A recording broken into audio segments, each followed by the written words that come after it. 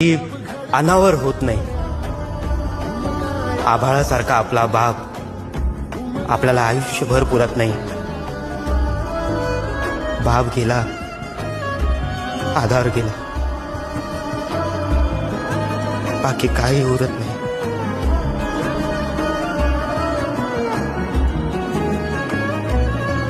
कासावी सोन तुम्ही आम्ही बाप आठवत रडत बसतो. त्याच्यासोबत जगण्यासाठी आयुष्यभर कुडत बसतो. आयुष्यात बाप आहे तोवरच खरं जगता येतं.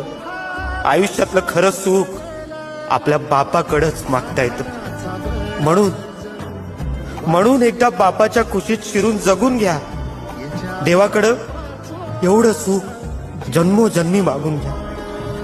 कारण बाप झाल्याशिवाय आपल्याला आपला बाप कळत नाही.